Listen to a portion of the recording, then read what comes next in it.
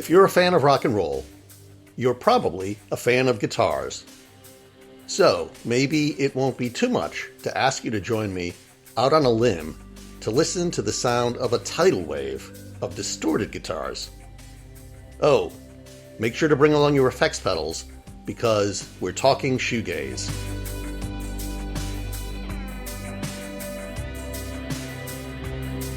Whether you're a fan of shoegaze or not, I could argue that it's that last moment in rock history when something was birthed that was significantly different from what had come before. Between the late 1980s and mid-1990s, shoegaze bands pushed the boundaries of rock with both ambiance and noise, yet still created sounds that were sort of recognizably rock and roll. Much like the 1980s UK goth scene, the groups that became known as the original shoegaze bands didn't set out to actually be shoegaze bands. They were just outfits with a particular idea of how to approach things. The shoegaze tag, invented by the British musical press, was the result, not the cause. Shoegaze refers to just how many guitarists in the genre would stand still, staring down at their effects pedals under long fringes of hair. Unlike goth, however, there was one clearly obvious band that galvanized many more to follow in their shoegazy footsteps. That would be My Bloody Valentine, or MBV. Having spent much of the mid-1980s in the shadow of the Jesus and Mary Chain's sonic impact, in 1988, MBV's Kevin Shields and company turned up the volume. Shields drew inspiration from a much wider range of influences, including noisy American guitar titans like Sonic Youth and Dinosaur Jr.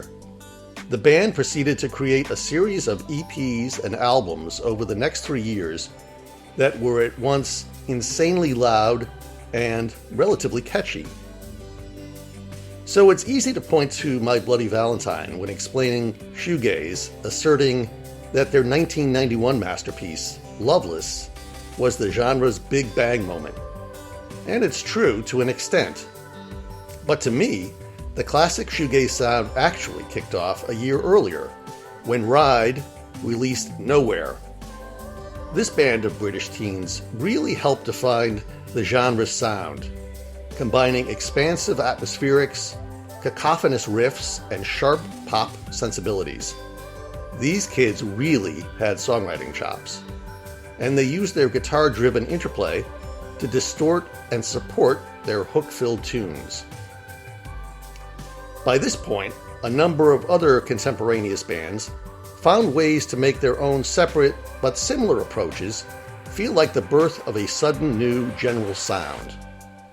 I'm thinking, for instance, of the shimmering approach of Lush, the Dinosaur Jr. punch of Swerve Driver, and the wide-open atmospherics of Slowdive.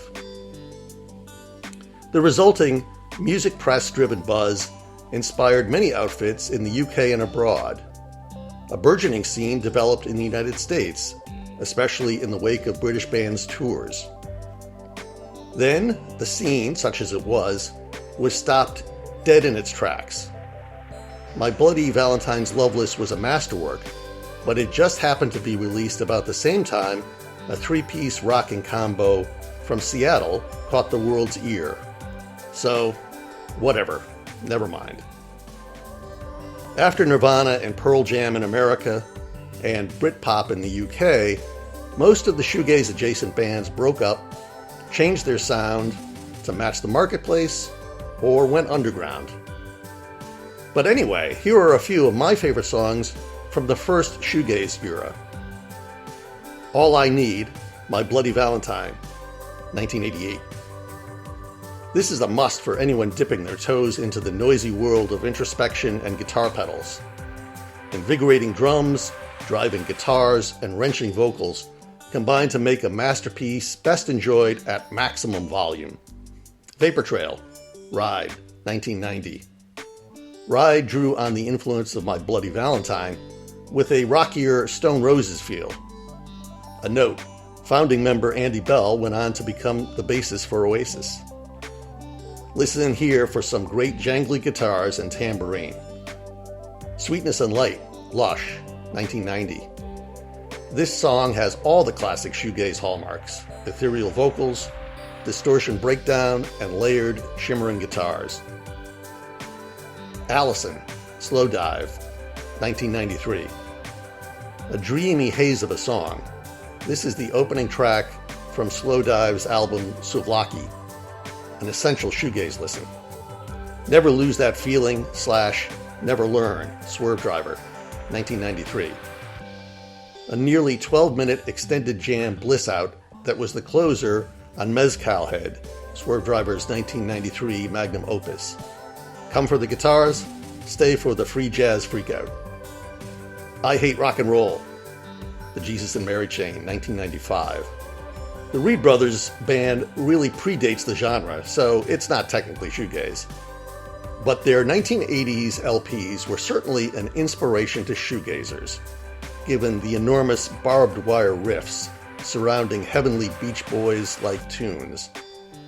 This late-period gem shows the JMAC's potency. I should note that their reworked version, I Love Rock and Roll, is equally great. As mentioned, by the mid-1990s, shoegaze's time essentially ended. But nothing stays out of fashion forever.